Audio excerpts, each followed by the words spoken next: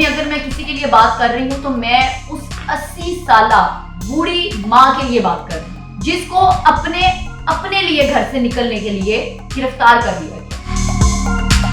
آخر وہ عورت جو اپنے قدموں پر مکمل طور پر چل بھی نہیں سکتی، پتہ نہیں وہ کیسے چل کر اپنے حق کے لیے یا اپنی آنے والی نسلوں کے لیے نکلی، وہ اس کا حق ہے۔ جج صاحب کی طرف سے کیا فیصلہ آیا؟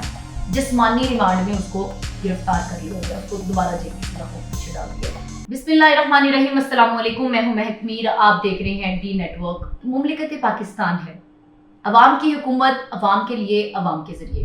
نہ تو میں آج کسی پارٹی کے لیے یہاں آواز اٹھانے کے لیے کھڑی ہوں، نہ میں کسی پارٹی کا ساتھ دینے کے لیے کھڑی ہوں۔ آج کے ولاگ میں اگر میں کسی کے لیے بات کر رہی ہوں تو میں اس 80 سالہ بوڑھی ماں کے لیے بات کر رہی ہوں جس کو اپنے لیے گھر سے نکلنے کے لیے گرفتار کر لیا گیا۔ روشن جہاں 80 سالہ بوڑھی عورت جس کو پچھلے دنوں ہونے والے راولپنڈی میں ایک جلسے میں گرفتار کر لیا گیا پولیس کے ذریعے۔ آخر وہ روشن جہاں 80 سال کی عورت کیا کر رہی تھی جلسے میں؟ دفعہ 144 کے تحت اس کو پولیس نے گرفتار کیا۔ گرفتار کرنے کے بعد اس کو جیل کی سلاخوں کے پیچھے ڈال دیا۔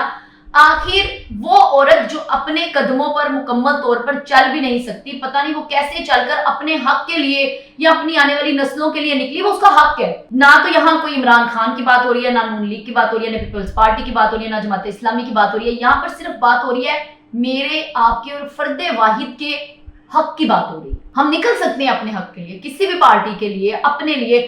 پارٹیز کو چھوڑے، ہم اپنے لیے جب ہمیں نظر آ رہا ہو ہم تکلیف میں ہیں، ہم مہنگائی میں ہیں، ہمیں ضرورت ہے گھر سے باہر نکلنے کے لیے، اپنے لیے آواز اٹھانے کی، یہ ہمارا آئینی حق ہے، ہم نکل سکتے ہیں۔ آخر وہ ایک بوڑھی عورت روشن آرا اپنے گھر سے باہر نکلی تھی صرف اور صرف اپنے حق کے لیے، اپنی آنے والی نسلوں کے لیے۔ اس کو دفعہ 144 کے تحت گرفتار کر لیا گیا، اور یہاں تک کہ ہمارے جج صاحبان، ہماری عدالتوں کی طرف سے، جج صاحب کی طرف سے کیا فیصلہ آیا؟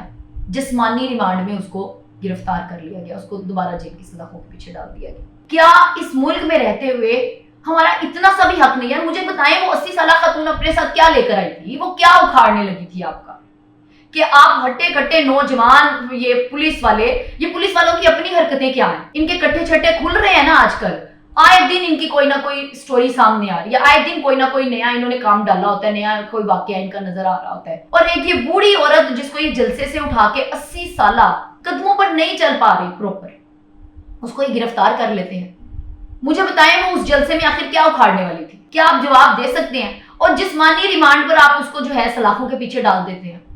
وہ بھئی یہ ہماری بوڑھی مائیں ہیں، مائیں بھی کیا، نانیوں پر نانیوں کی عمر ہے اس بندی کی۔ اب تو مطلب اگر وہ نکلی ہے، وہ کس مقصد کے لیے نکلی ہے، وہ کیا بول رہی ہے، کیا کہہ رہی ہے، اس کی بات سن لو۔ اور آپ لوگوں کا کام ہے کہ باحفاظت اس کو گھر پہنچاؤ کہ ماں جی ٹھیک ہے، آپ کی ہم نے بات سن لی ہے، آپ اس جلسے میں دیکھیں کیا حالات ہے، راشیہ آپ گھر چلی جائیں، آپ گھر جا کے بیٹھ جائیں۔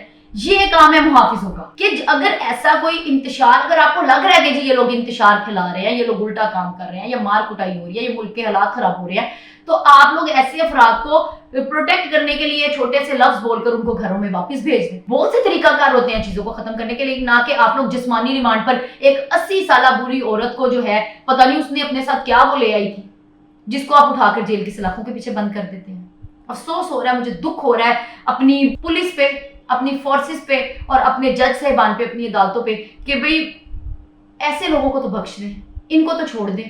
میں کسی پارٹی کے لیے یہاں آواز نہیں اٹھا رہی کہ یہ اس کے حق میں بات ہو رہی ہے، اس کے حق میں بات ہو رہی ہے، یا اس بزرگ کی بات ہو رہی ہے جو کہ اس وقت جیل کی سلاخوں کے پیچھے ہے۔